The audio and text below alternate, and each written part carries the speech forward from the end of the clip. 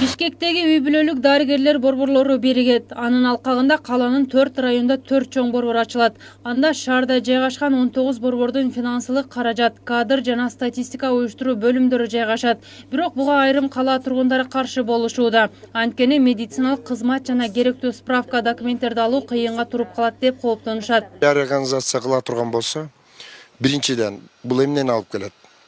Адамдарга, карапайым адамдарга, медициналык кызмат требовать эткен адамдарга оорчулук келип атат. Биз ошондой деп ойлоп атабыз. Беспорядок болот.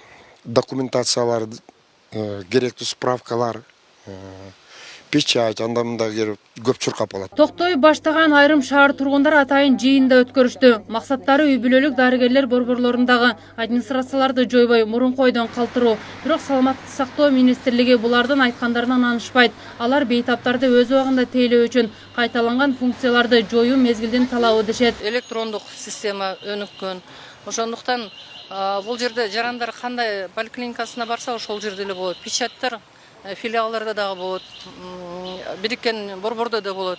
Азыркы күндө биз Минюс менен сүйлөшүп, ошол филиалларда дагы жана ошол справкаларга, эмеге больничный листтерге коюла турган, наркотиктерге коюла турган печатьты дагы сүйлөшүп атабыз, филиалларда да болот. Мурун кандай режимде иштесе, ошондой эле иштеп турушат да. Министрлик кыскартууну ишке ашыруу аркылуу үй бүлөлүк борборлордо таңкы саат 6-дан баштап кезек күткөн жарандарды убагында тейлөөнү ишке ашырууну максаттап жатышат. Ошондо 512 башкаруучу кыскартылып, алардын бөлмөлөрү врачтарга берилет. Шаар боюнча 791 вакансия бар экен. Ушу поликлиникалардачы вакансия, врачтардын вакансиясы. Алар врачтардын ордуна жанакы ошо управленецтерди алып алышыптыр да. Элдер любой поликлиникага барганда биз көрөбүз. Очередь турат, кабинет жетишпейт, ар бир кабинетте 2-3 врачтан отурушат. Биз ойлоп аттык, эмне себептен ушундай очередтер болуп атат? Ошо себептен турбайбы?